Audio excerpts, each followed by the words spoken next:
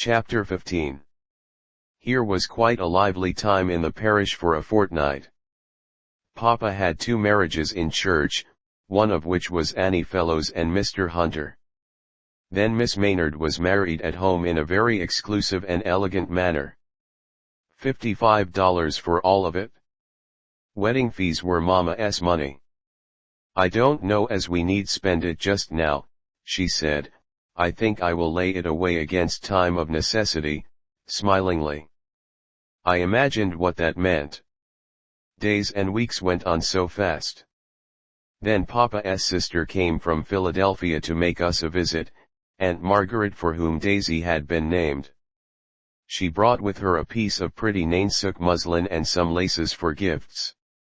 There were the 3 younger children provided with new summer dresses. She was sweet and gracious, with that indescribable ladylike charm, and then she insisted upon helping everywhere. Altering dresses, dusting rooms, talking to Papa, or tying up vines and flowers in the garden. Nothing came amiss to her.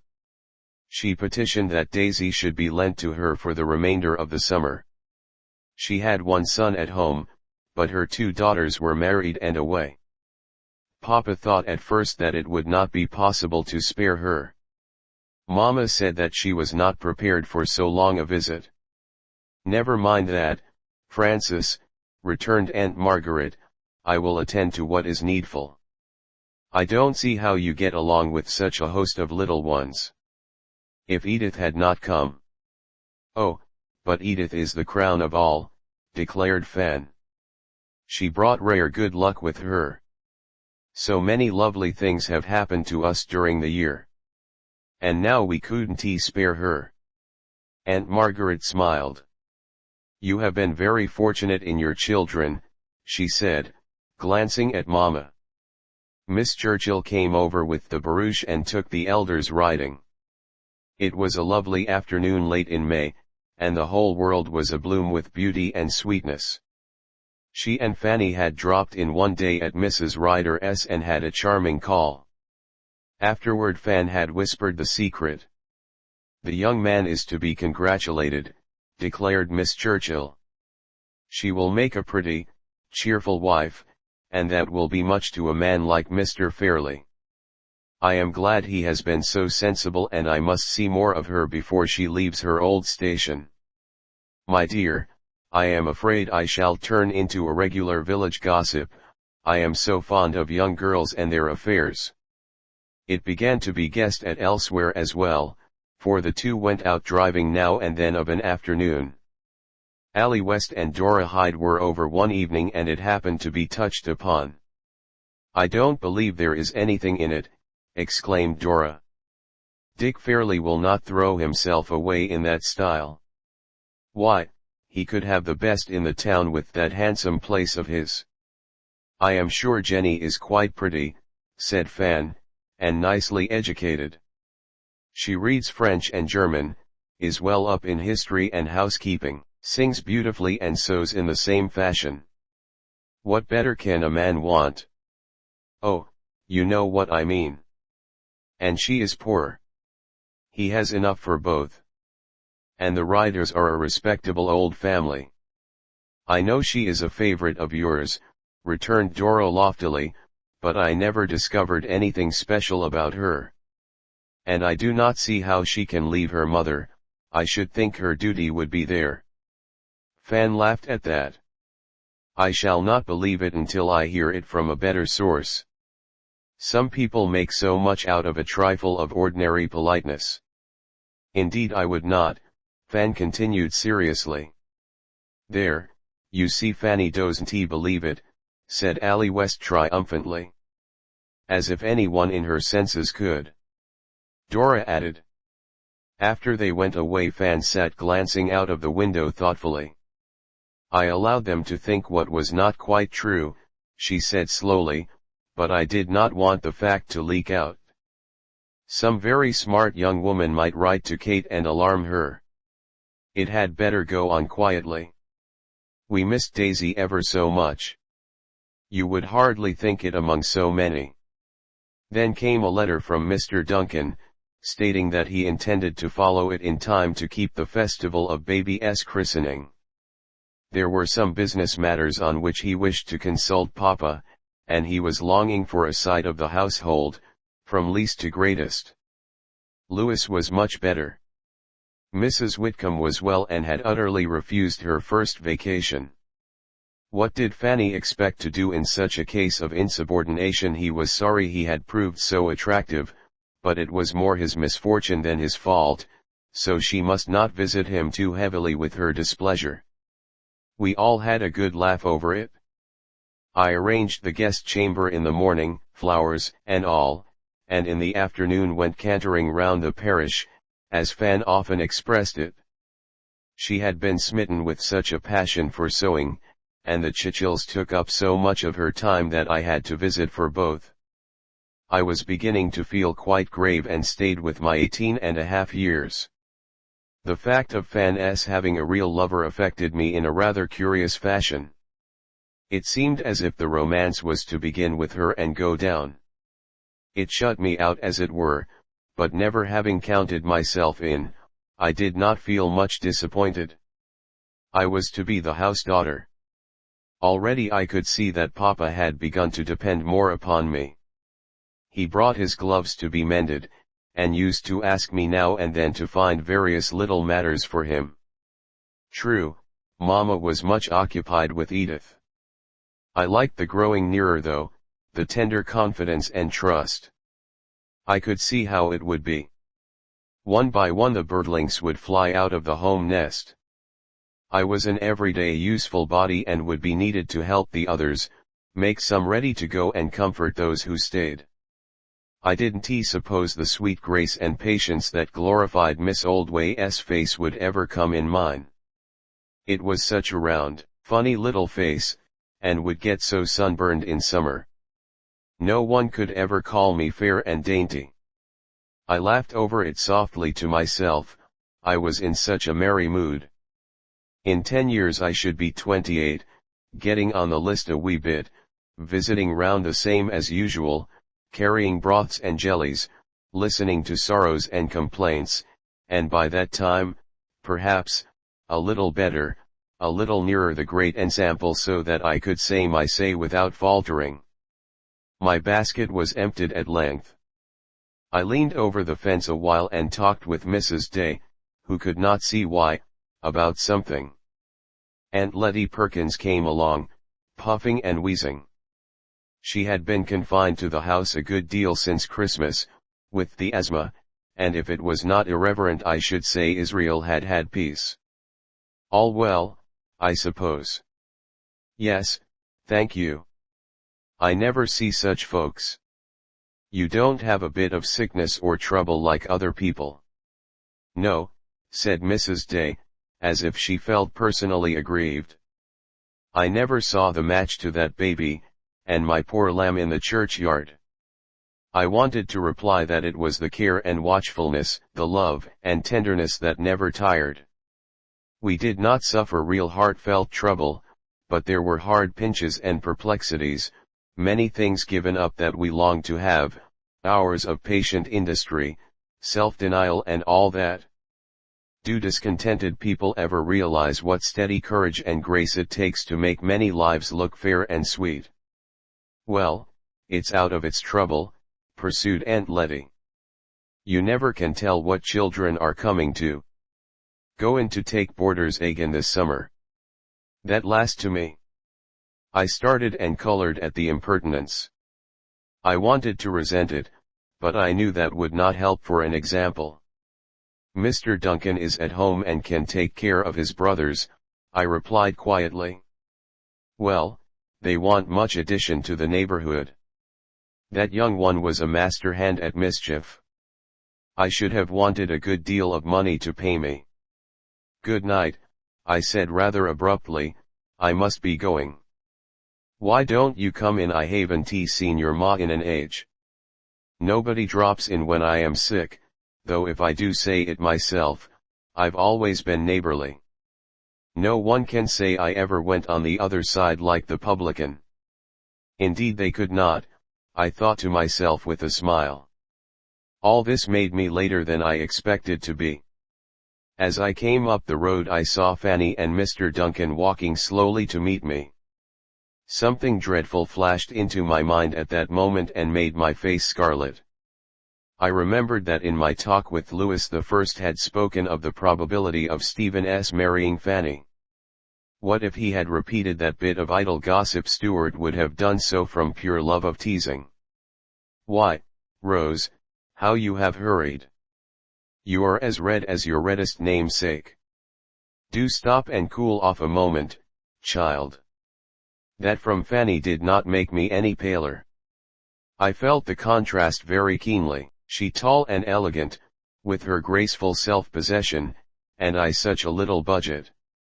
I don't know why I should have cared just at that moment, but I felt mortified enough to cry. Mr. Duncan put out his hand. I just touched the tips of his fingers. "I am glad to see you." Then he looked me all over with those strange eyes of his that could be so dark and piercing. "Isn't it late?" I asked. "I am sure supper must be ready. Please excuse me," and I hurried on. They turned as well. I rushed upstairs, bathed my face and gave my hair a brush. Then I went to the glass a moment to pull it out. No, I was not a beauty. If Mr. Duncan had not come today, he could spend Sunday without starting as early as Friday afternoon. When I went down they were all gathered around the table. He glanced up sharply again, and I was foolish enough to blush. Not an unnecessary word did I utter. I had a constricted feeling about my throat and tongue and could not tell what was the matter with me. I believe I felt cross. I was glad to go to the study afterward and give Papa the messages that had been sent for him. Nellie called me to see about a skirt she was letting down. Tim and Lily put themselves to bed now, and I had only to go in and pick up their clothes. Fanny and Mr. Duncan were singing in the parlor, but I did not go down until I heard Mama's voice. They were talking about Mrs. Whitcomb. He had found her so admirable. Ladylike and refined, yet not weak, clear-eyed and resolute, yet without any hardness. She is always in bloom, I believe. The winter, and the desert, and the bare, bristling hilltops may be a short distance off, but just around her it is spring.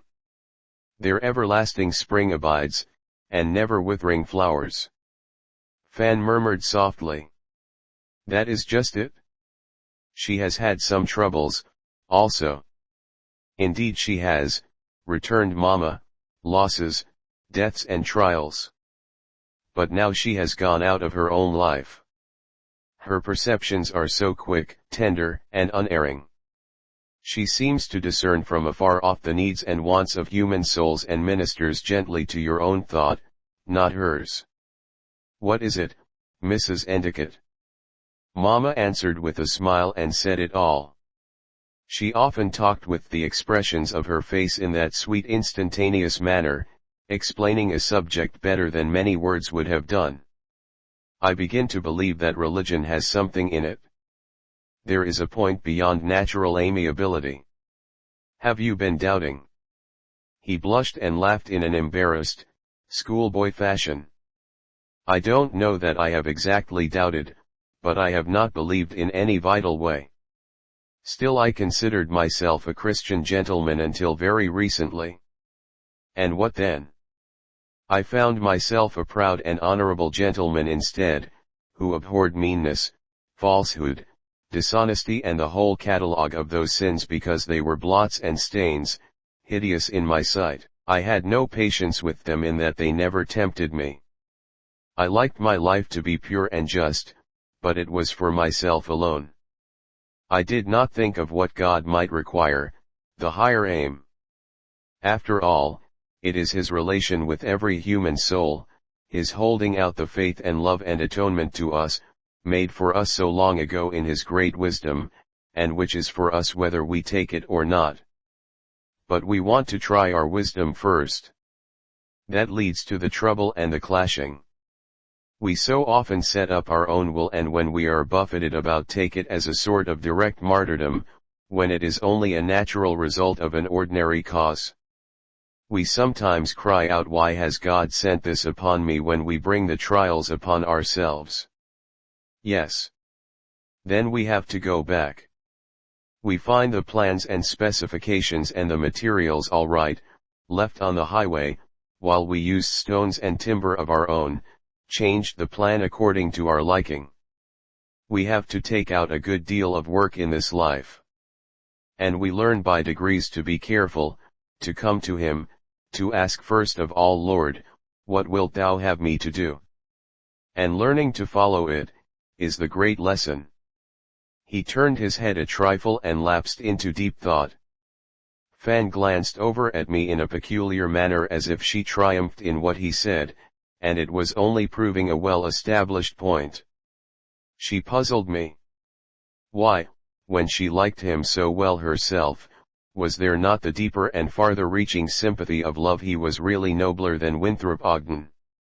We did not have any confidence until late Saturday afternoon. Fan was writing a letter in her room and Mama had gone to visit some sick people. I had Edith fenced off in a corner of the porch and was amusing her while I sewed a little. He came and studied me curiously. That was what I did not like. If I had been as pretty as Fan, or if my hair were any other color. "You have not asked me a word about your friend. Have you lost interest in him now that he is delivered over to my keeping?" I understood whom he meant. "Why, we have all talked," I have heard, and I paused in surprise, for a tiny frown came in his brow. "But the work was so much yours." "You exaggerated, Mr. Duncan." I might have spoken coldly. Somehow I could not let myself be praised in his words, and with his eyes upon me. "Are you so used to good deeds that you consider this nothing?" I flushed and felt a lump rising in my throat. "I would have done it for anyone." "I believe you, Miss Endicott. Louis is not so admirable that he should be singled out." "He is. You don't do him justice," I said, almost ready to cry. "I did not, I will admit, but I am trying to now. Will you not accept my penitence and my sincere desire to be tender as well as just? I know you mean to do the very best. I think you will." "Thank you. I am afraid you consider us all rather heathenish." "I have only recently come to understand the full duty that I owe my brothers. I had left them in my uncle's hands, quite satisfied, and believing that boys came up, somehow. I had no great trouble. Because you were stronger. And Louis' health and temperament are so different. I have learned that I could not make him come to me, so I have gone to him." "He did come." "Yes, that was not the point I referred to, however. It is in the matter of confidence. He is so very reserved, so sensitive, so touchy, to use a common phrase. At a word he draws into his shell and keeps silence. I found that out last summer," I said with a smile. "How did you manage?" "I don't know," I answered, looking over at the distant hills. "It just came, I think. When he wouldn't talk on any subject I let it drop." "Ah, wise little one, there may be a secret in that. I fancy that I have a failing in my desire to convince people. I want them to see the right. It is easier seen than confessed, sometimes." "True. And Louis has a giant of pride. If he is hurt he will not stop to explain. If you misunderstand, he will not set you right. You have to grope your way along in perplexity. Yet I think we are coming a little nearer to each other, through you. And Mrs. Whitcomb. She has a way of uniting people, of healing differences. I am doubly fortunate in having her. Otherwise I must have borrowed your mother." I smiled a little at this. It made me think of the Churchills borrowing Fan. Isn't it so the world over the sweetness and brightness of other lives comes into ours, sometimes the darkness and sorrow. We rarely stand alone. I believe I like frank, open natures the best, he went on. And cheerfulness. A great outgiving like the world and the sunshine. But when one has been in a cave a long while the light dazzles. Some people do not want to take in but a little at a time, and perhaps we hurt them by thrusting so much into their very souls.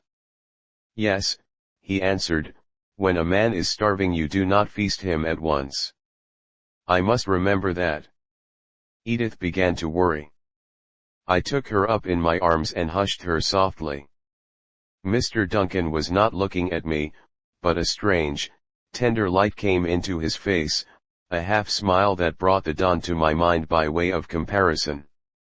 He seemed to pay no attention to me for many minutes, but just to be occupied with his own reflections. I rose to take Edith in, as she evinced unmistakable symptoms of hunger. He put his arm over her and partly over my shoulder. I cannot let you go without an acknowledgement, he began hurriedly. I should like to tell you just how Louis came back. There was a manliness in his penitence that has given me a great deal of hope. Yet I know that he did not come out of actual love for me. If we ever could reach that state, but I must wait patiently. I have thought so little of him all these years, except to look after his personal comfort, that I must not complain if I reap weeds instead of flowers. You were brave and strong in your advice to him, and God above knows how deeply and sincerely I thank you. Your note to me was wisdom itself. Only, there was a peculiar wistfulness in his face that somehow gave him a little look of Louis. Only what if there was any fault to find? Let us have it out now. If you could have trusted me unreservedly. Do you think I am so very stern and rigid and unforgiving? I was afraid you might. I did not know, and I stopped, distressed and blushing. Will you have a little more faith in me? He uttered the words slowly. I know you desire to do what is best. He looked a trifle disappointed, I thought, but I went in with Edith and left him standing there. After all, I had not done anything very wonderful that there should be such a fuss and thanks and all that bother. It annoyed me. I could not carry triumphs gracefully as Fan did, sit in the center and have an admiring audience around me. One part of the visit proved an unalloyed delight, and that was Papa's enjoyment of it. He and Mr. Duncan fitted, if you can understand the term. It was almost like father and son. Plans were talked over, the boy's future discussed, and in Stephen's newer experience there was a great charm. Like the young man who came to Christ, he had kept the commandments from his youth up, he had been truth and integrity itself, but the one greater thing had come to him now. It crowned his manliness. He did not speak of it in a shamefaced way, as if it was something to be kept on one side of his life and rather in the background, but he said it in the very midst. A rare, almost boyish humility was discernible in his conversations with Papa. I like so much better to listen than to have him talk to me. I am afraid I shall grow proud in my old days, said Papa a few evenings afterward. Such first fruits as Mr. Duncan and Miss Churchill seem a whole harvest. I shall never be discouraged again. Indeed, Miss Churchill had become the Lady Bountiful of the parish. I do not mean simply among the poor. The rich need the gospel of charity and loving kindness as well. They were meeting together, being incited to good works, losing the narrow feelings and prejudices. Fan and I had a lovely episode this summer. Just at the beginning of the hot weather Miss Lucy had a spell of feeling very weak and miserable. She must have a change, declared good old Dr. Hawley. She has been among the mountains so long that she has worn them out. Take her away to the seaside. I can't go, said Miss Lucy in faint protest. I do not like strange faces nor places, and the worry and bustle will consume what little strength I have. You will wear out this old strength and get some new. You are tired to death of this, though you are so set in your way that you will not confess it. I know what is best for you. Miss Esther, if you want to keep Christmas with her, take her away now. Then he thumped his cane resolutely on the floor, a way he had when he was very much in earnest. When it came to that, something must be done. They talked it over, Miss Churchill and her brother, then Miss Churchill and Mamma. And this came out of it all, as if we were to be in the midst of everything. They would go to Martha's vineyard. In earlier years they had spent whole summers there. And she and Miss Lucy wanted us. We had seen so little outside of our own home, that the change would do us good. There was the great sea, the islands all about, and a new world, so to speak. I don't know how to get both of them ready, Mamma exclaimed in a hopeless puzzle. You are thinking of the dresses, but we are not going to be fashionable. Some nice light worsted goods for traveling, and beyond that there is nothing as pretty as white. We shall have a cottage to ourselves and our meals sent in. Then I intend to take Martha, who is an excellent laundress, so the dresses will be no trouble. Kenton is counting on the pleasure, and you must not refuse. It is a great favor, said Mamma timidly. I don't want you to think of it in that light. Kenton and I are getting along in years, and Lucy will not last forever. We might as well take and give a little pleasure. It is just as if a sister asked you. And it actually came about.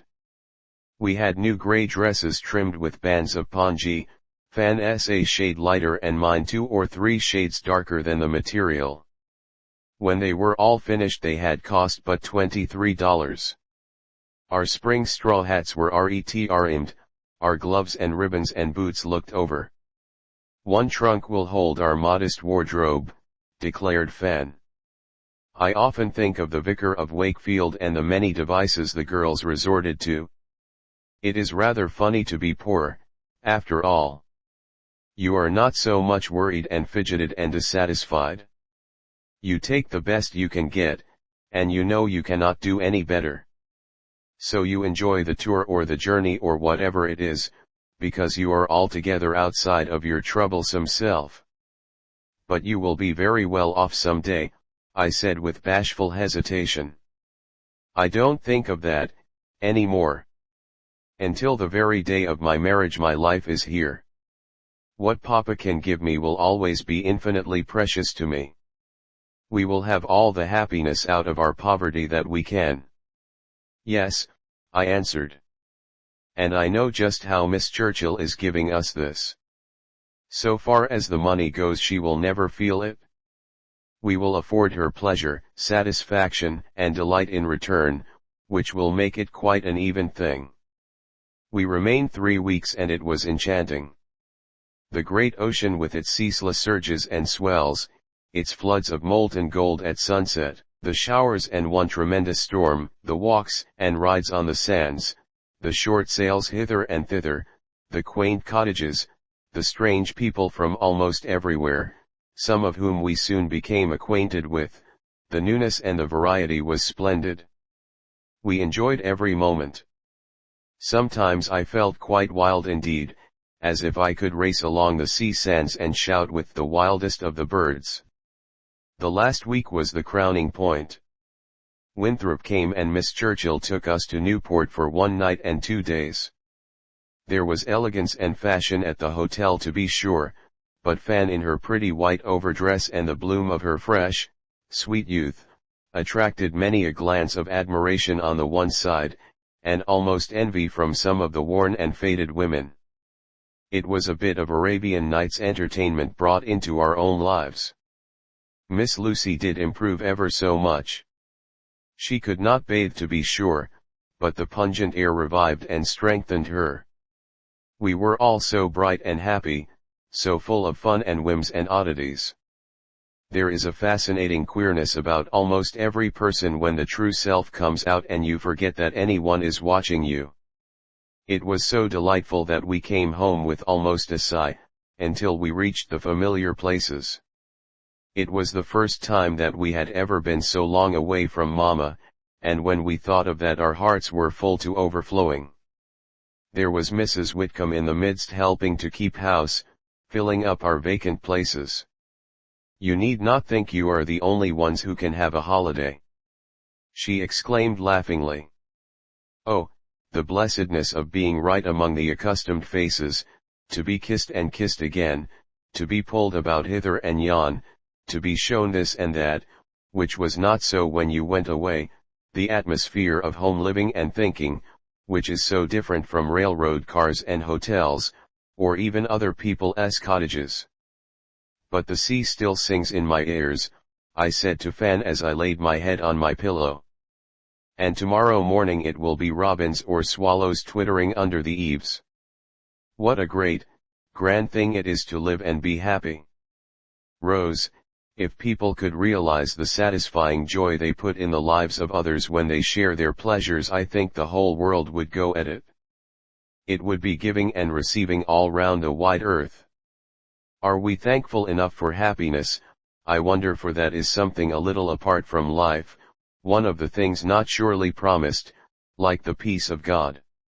Should there not be a special thanksgiving for every blessed day, for the breath of fragrance, the pleasantness of sunshine, and the subtle essence of delight that wafts itself across our sky? Tender human love. Please follow the next chapter and please press subscribe and share. Thank you very much.